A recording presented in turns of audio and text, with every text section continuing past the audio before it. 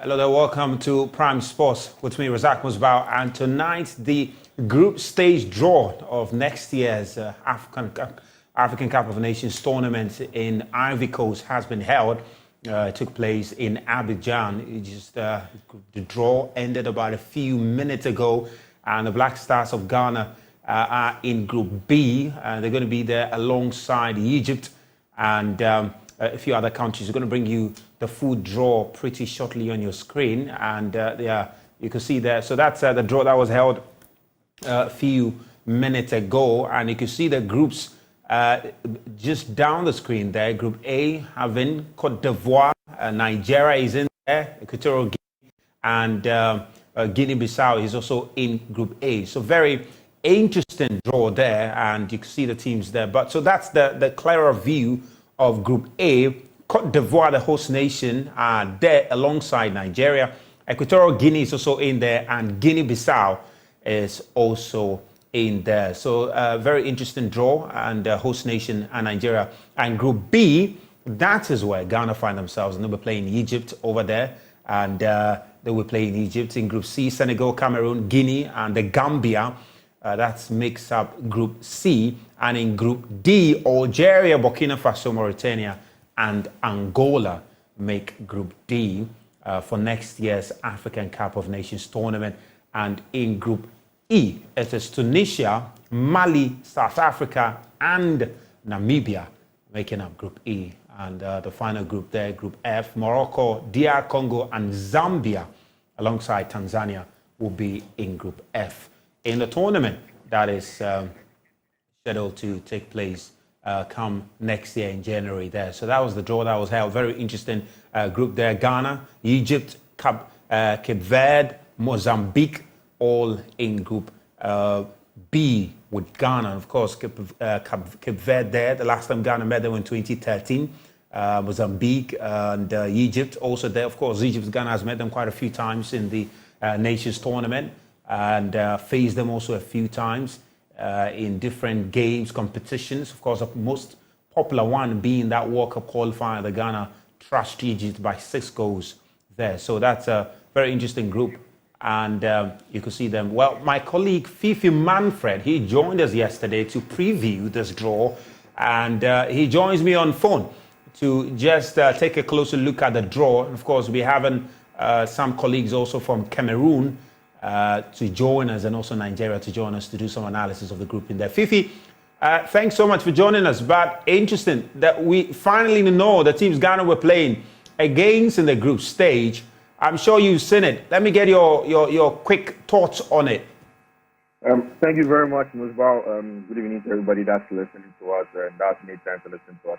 I think that first of all, if you look at the group, the first thing that springs out of mind is the fact that we are going to get some interesting matches in the first round of the competition. If you look at the first matchup, like Ivory Coast going to play against Nigeria, is a big one. Yeah, that's the opening game of the tournament. Interesting. So you can imagine how much of a big game that is going to be in Abidjan. Ghana, we are going to play against Egypt as well. It's a big one. Quite apart from that, you look at the other groups where Senegal will also play against Cameroon in the group stages. Algeria will be playing against Burkina Faso. Algeria, Jamal Belmadi failed to qualify for the World Cup, and then Burkina Faso were semi-finalists the last time they were in there, and Kalou Malo is a tough Burkinabe side, West African versus Northern African side. So first of all, the groups aren't easy in there, but then the only promise that we can see from first sight on the group is that there are going to be some mouth-watering games even in the group stage. But I mean, just take a closer look at the Ghana's group there. Egypt.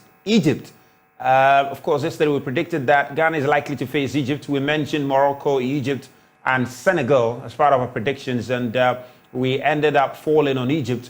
As far as your memory can recall, what is the history as far as Ghana and Egypt are concerned?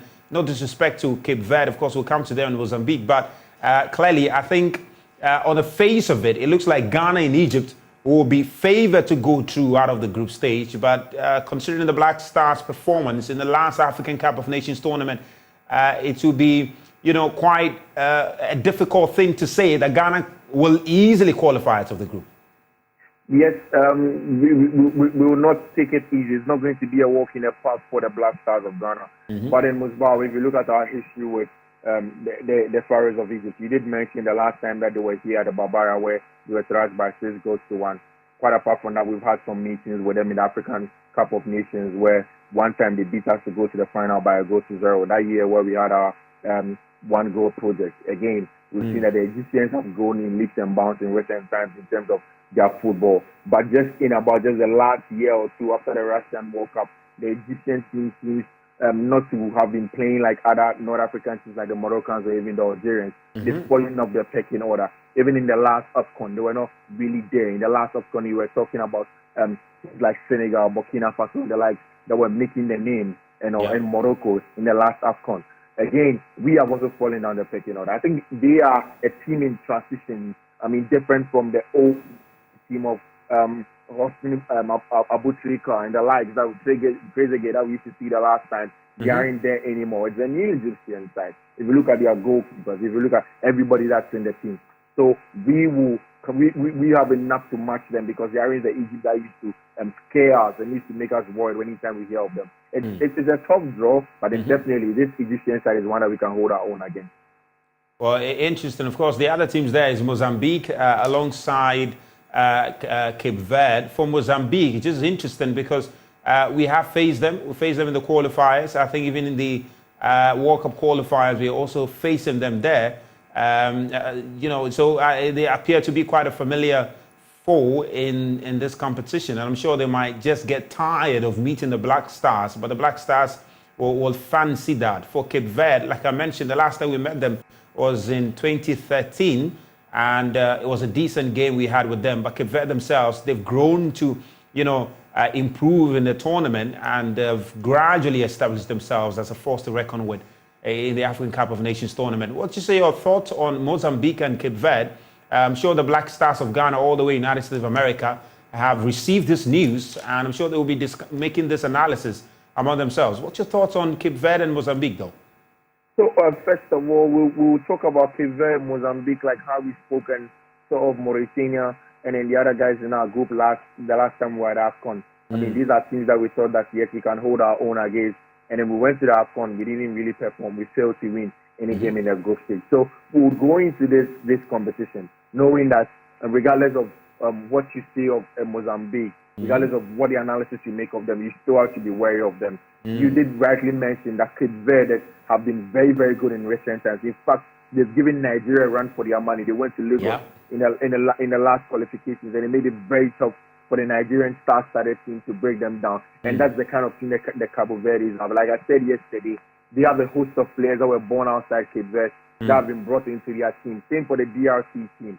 Same for even the Mozambican team. They have made their home. They have made their teams a home for some of these players that are really getting the chance to play in France, Europe, and whatnot in those national teams to come and play for them. And they are playing very well. They have outsourced coaching to some of the best minds outside in Europe to come and build their football, and they are going in leaps and bounds. So, yes, we need to be careful. We will have the chance to play against Mozambique and then know exactly how they'll play before we meet them in the AFCON. But quite apart from that, we need to be extra careful because these sides will spring surprises if we don't take it. I think that it's excellent in terms of our preparation.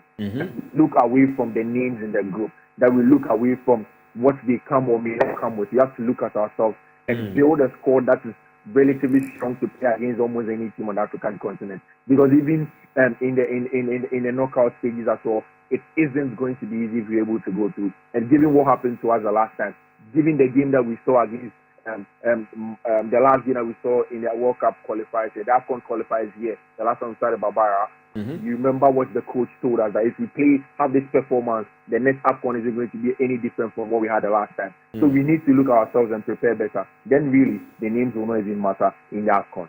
Well, interesting. Fifi, just hang in there because away from Ghana, there are very other interesting fixtures to look forward to in the other groups. And of course, we mentioned Group A, where Cote d'Ivoire will play Nigeria. That's definitely going to be a big game. Cote d'Ivoire are looking to host and win that tournament. And Nigeria themselves, if you look at their performance the last AFCON, after a splendid performance in the group stage, They went to the round of 16 and they were stunned in the round of 16. They've had their own issues, even qualifying for this tournament. They had to do it on the last day of the games. But it's going to be an interesting one. And it's easy to predict that Nigeria and Cote d'Ivoire will advance. But the teams that are in there alongside them, you're talking about Equatorial Guinea and you're talking about Guinea-Bissau. Guinea-Bissau is a very interesting side. A very interesting side that could prove, quite stubborn. Likewise, Equatorial Guinea, because Equatorial Guinea themselves, look at the crop of players they have. They have some players that they are even pulling from Portugal and a few other European countries to augment, to make up their main squad. So these are teams that you will also fancy to pose, some challenge to Cote d'Ivoire and Nigeria in Group A, wouldn't you? If you look at the Ivorian side for one, if you look at the last AFCON that they were in, it also looked like a transitional team. It looked like a team with a lot of good players, but not necessarily so much of a team. If you look at the last of Sebastian Haller that were added to their team, if you look at the midfield of Ibrahima Sangare and Kessie, Frankie and Kessie, who are very good names in terms of midfield play in Europe and the like, but really they didn't seem to gel in the middle of the park. And that was that Ivorian team that still had Max Gradel also as captain of that side. So the dynamics are there. It's not an Ivorian team that was the one that won the last AFCON in the last AFCON with Didier Drogba and the Yaya Toure and the like, who had played together for a very long time and had a very good telepathy between themselves, and then grew and made sure that they could go to the latter stages of the AFCON. This is a relatively new one. This is the one that went to Cameroon and really did not play as an Ivorian side I've known in the past. So definitely Equatorial Guinea and Guinea-Bissau will not be fast. They would fancy their chances against them. Mind you, the build-up of the Equatorial Guinean side was when they hosted the AFCON themselves, when they co-hosted it themselves. They began to build a squad that was very good in competition. Now, they had an average point of less than 1 in most of the qualifying games that they were playing before that hosting of that African Cup of Nations.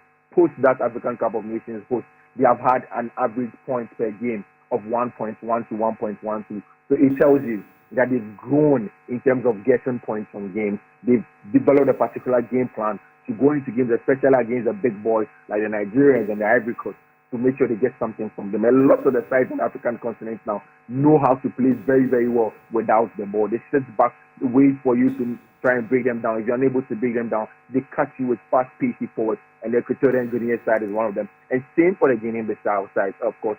This is a team that has also gone in recent times, have had chances to play at the AFCON because there is no debutants in this competition, and hence they've had some experience and they understand that coming to Equatorial Guinea, they need to fancy their chance. The bigger challenge for our Nigerian brothers, in my opinion, is how they are going to find a balance, because the stars at the Nigerian side, especially in attack, Victor Boniface, Kelechi Iheanacho, Victor Osimhen, everybody that you want to mention is in there. Ademola Lookman, Alex Iwobi, everyone. How are they going to find a balance between attack and defense? That's my biggest worry for them.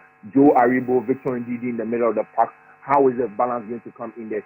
Then you augment that with the sailings at the back. How are the Nigerians really going to stand what the other teams will bring to them? In fact, in attack, they are spoiled for choice. But really, it's a question of balance for them. And that's what they will seek to do before January comes in Abidjan. Well, interesting, Fifi. We just need to wrap up on this conversation. But what I'm going to try to get you to do, of course, we are about 3 months away from the start of the competition. But let's attempt to see which teams could progress from the group stage, from where you sit. Let's just start with Group A. Which teams will you fancy to advance in Group A? Musba, I'll just do the regular stuff. I think Nigeria and then after Cote d'Ivoire go to Nigeria will top the group in my opinion. Interesting. Group B, of course, I know Ghana will be your first pick, hopefully. And, I think we'll top the group and then Egypt will come second.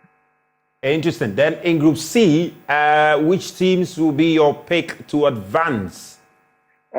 Senegal, Cameroon, the big boys are so I think they'll go through. Yeah, Senegal, Cameroon is going to be a beautiful game to watch. Definitely a very sweet game to watch there. Then in Group D, right? Group D. What do you pick in Group D? Jamal Belmadi is returning back to the Algerian dugout. I think that they still have the guys to get a job done. Algeria, Burkina Faso. I've not seen too much of the Angolan side. It's not really wowed me. Algeria, Burkina Faso. And Group E? Group E, wow, this is a tough one. But I think that Mali and South Africa will go through. Tunisia, Northern Africans, they can worry, but I still think that my dark horses of this competition actually are the Malians. I think they're a brilliant side. They'll go far, and I'm fancying the South Africans to stage a comeback. Well, interesting. And finally, I'm sure that the final one is Group F. Group F. Yeah. That's where Morocco find themselves in. Yeah, Group F. So I will go for another funny one. Morocco will stop this, but I'm fancying either of DR Congo and Tanzania to go through them. If you push me to the wall, I'm going in for Tanzania. Wow, interesting. Even ahead of Avram Grant, Zambia. That's an interesting prediction you've got there. Fifi Manfred, thank you so much for joining us tonight on Prime Sports. We're going to take a quick break and we'll come back. We have more stories for you here on the Joy News channel. Please do stay. So welcome back. You're still watching Prime Sports here. Now, Swiss football agency SB Management, in collaboration with DBJ Empire, organized a two-day football tournament at the McDowell Lantern Park in a crowd to discover some talented players from Ghana. My colleague was there and came through with this report. In attendance were Switzerland ambassador to Ghana, Simon Giga, and son of former President John Dramani Mahama, Sharaf Mahama. The first edition of the SBE Cup saw 6 teams battle it out for the ultimate prize. The players also exhibited their quality to impress the scouts present at the venue. Progen FC emerged winners of the tourney after beating Park FC 1-0 in the final.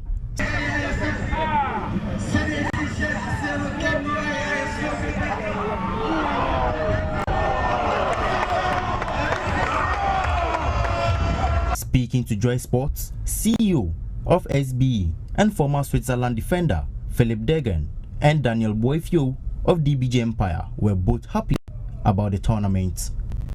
I'm very happy to be here because I saw a really great tournament. You know, I played also in big teams in Europe, and it's a pleasure to see the young kids performing, playing, and you know, at the end, we need to have fun. We need to have pleasure, and there are some big talents which I've seen where maybe we can help in the future to make a big career. And, you know, but I'm coming also on the side working hard, and this is the main key in general in life, but especially also in football.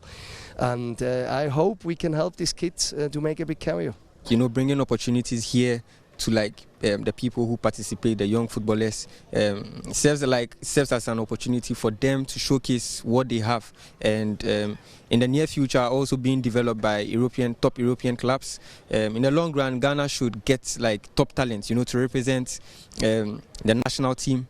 And I think we should see some future stars. This should be some inspiration for the young ones. Yeah. Switzerland ambassador to Ghana, Simon Giga, is already looking forward to seeing some of the talents in the Swiss League. This tournament, there's actually a very special Swiss connection, you know, because we have SBE Management here. That is a sports management agency from Switzerland, and they're basically scouting and recruiting footballers from all over the world, and some of them hopefully will end up in the Swiss League. So yes, I'm very happy, and hopefully I'm really looking forward to see some of these players in Switzerland soon. Sharaf Mahama also called for the organization of similar events to help in the discovery of Ghanaian talents. Once a player comes, shows his talent, he gets scouted by foreign agents, local agents, then they get put to a different level. I'm very impressed with the level I saw today, and I'm glad the boys have had the opportunity to showcase their talent. I urge more people to put on showcases like this.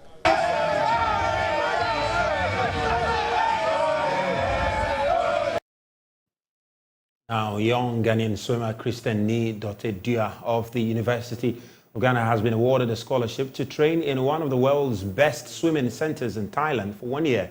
His ticket and travel document were presented to him on Tuesday by the president of Ghana Swimming Association, Ms. Delphina Quay, at a ceremony in Accra. Abdul Majib has more in the following report. Joy is written all over Christian's face. He has been granted a lifetime opportunity to enhance his development in Thailand for the next 12 months. The swimmer was so overcome with joy that laughter bubbled uncontrollably, rendering him momentarily speechless. The first, like, I have to greet my coach first, Coach BB. That's done the most work for me. Sorry. Then.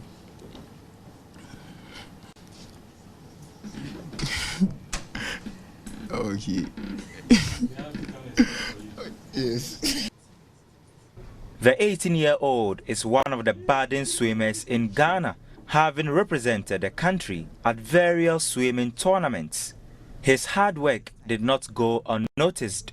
To showcase him to the world, to Ghana as a whole, and for our swimmers to know that what they are doing is not in vain. The harder they try, the better they become. These are some of the privileges that we get when they are able to put themselves forth for the country and for themselves as well. Christian's passion for swimming was evident from the age of 9. His coach narrates the story of how he was discovered. And I remember, as small as he was, 9 years, he didn't have money to pay for the usage of the facility. So what I saw him doing was he comes to the poolside and then comes to pick some of the refuse, the rubbish around the pool, after which when he finishes, one instructor, Samoa, will tell him, okay, come and let me show you how to swim. Let me teach you how to swim. And that is how Christian learned how to swim. So upon learning how to swim, he comes to the pool, helps with the daily cleaning of the place, and then he gets an opportunity to swim. So I think one of the days I saw him in the pool swimming, and I was like, oh, this guy has some good strokes. He's a potential. Why don't we add him? The club was then just 1 year, so I spoke to the president of the club then, Professor Ite, who said, okay, let's bring him in. Christian will be the second beneficiary of the scholarship after national record holder Abeku Jackson. The swimmer was warned not to take the opportunity for granted. Abeku has led by an example. We had a second opportunity, so he too should go there, not as Christian, but as an ambassador of Ghana swimming, to also pave way for other swimmers, to also pave way for us to get more and more of the scholarship, so that other swimmers who are upcoming, who are also looking up to him, will also get the opportunity to get into the environment that he gets to. Thank you. As Christian steps onto this new chapter, he carries not just the weight of his dreams, but also the hopes of those who aspire to tread the waters of triumph. Haruna Mubarak for Joy Sports. Well, that's all we have for you on Prime Sports tonight with me, Razak Musbao. Do have a wonderful evening.